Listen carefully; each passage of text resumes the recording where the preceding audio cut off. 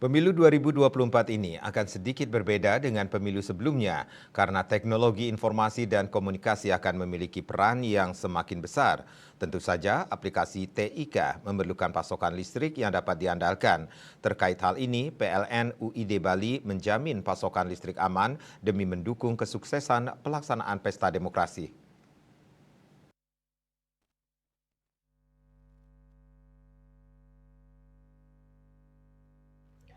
Saat menyampaikan sambutan dalam acara media gathering, PLH General Manager PLN UID Bali Putu Eka Astawa mengatakan PLN UID Bali akan menyiagakan lebih 1.000 personel di berbagai tempat penyelenggaraan dan pengawasan pemilu 2024 se-Bali.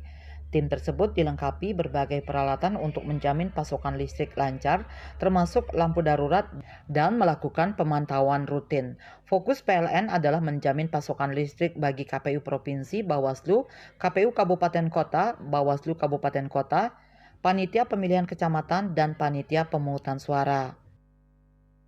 Lokasi-lokasi KPU, ya, lokasi-lokasi Bawaslu, termasuk lokasi TPS. Ya. Ini menjadi lokasi yang penting untuk kita amankan, kita pantau setiap saat sehingga jika ada hal-hal yang membutuhkan respon cepat, kita akan siap, ya, teman-teman di seluruh posko yang ada di PLN Bali ini akan siap menindaklanjuti. Oke, next. Nah, lokasi tersebut tentunya terdiri dari pertama ya KPU provinsi itu ada satu pasti, kemudian Bawaslu ada satu, KPU kabupaten ada 9, kemudian Bawaslu 9, PPK 56 lokasi dan TPS yang sangat banyak 12.712. Nah, bagaimana kita mengamankan lokasi itu? Seperti tadi kami sampaikan, ada tim yang siaga, ya, ada peralatan yang siaga, ada juga pemantauan inspeksi secara rutin, ya, termasuk kita menstandbykan lampu emergensi. Ya. Sekiranya nanti ada hal-hal yang sifatnya emergensi, tentu lampu ini akan tetap menerangi lokasi TPS tersebut. Ya.